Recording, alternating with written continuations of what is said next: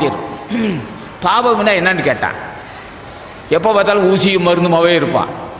பாவம்னா இது அதுக்கு என்ன அடையாளம்னு கேட்டான். நோய் சூழ்ந்த உடம்பு. பாவம்னா அதுக்கு என்ன அடையாளம்னு கேட்டான்.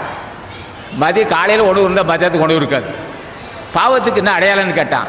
சொந்த வீடு இருக்காது, வாடகை வீட்டு இருப்பான், அது ஓட்ட குடிச்சியாக இருக்கு.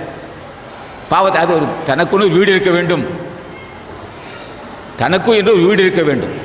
இல்லை என்றாலும் வாடகை வீடு இருந்தாலும் குற்றம் இல்லை, வாடகை கொடுப்பதற்கு தகுதி இருக்க வேண்டும்.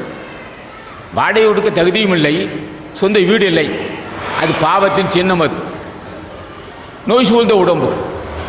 அடுத்த நேரத்துக்கு உணவு என்ன, உணவுக்கு எங்கே போவது என்று ஏக்கம். உடை இல்லை, ஒரே உடை தான். அடுத்த உடை இப்போ அடுத்த உடை, ஐயோ நம்ம வேஷ்டி இல்லை சட்டை இல்லையே, இது கிழிஞ்சு போனால் என்ன செய்ய ஏக்கம்.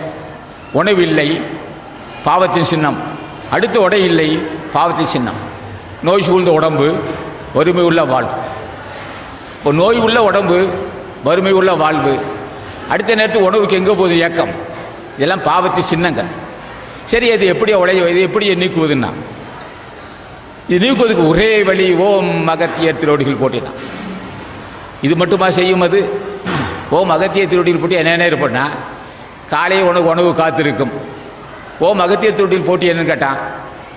உடைக்கு தடை, உடை தனக்கு மானத்தை ஆக்க உடை கிடைக்குன்னா. ஓம் அகத்திய திருவடிகள் போட்டி என்று சொன்னால் என்ன இருப்பேன்னா, சொந்த வீடு அமையும். ஓம் அகத்திய திருவடிகள் போட்டி என்ன அமையும்னா, விவசாயிக்கு சொந்த நிலம் அமையும். ஓம் அகத்திய திருவடி போட்டி என்னன்னு கேட்டான், கேணி விட்டால் தண்ணி வரியான. ஓம் அகத்திய திருவடி போட்டி என்ன வரும்னா, விவசாயி சேர்ந்தால் நல்ல மகசூல் கிடைக்கணும். என்ன அவ்வளோ முக்கியம் இருக்குன்னா, புனிதமானவன் அல்லவா, புனிதமானவர், புண்ணியமானவர், ஞானி, எப்போதும் எந்த நேரத்தில் அழைத்தாலும் வரக்கூடிய வல்லமை உள்ளவர்.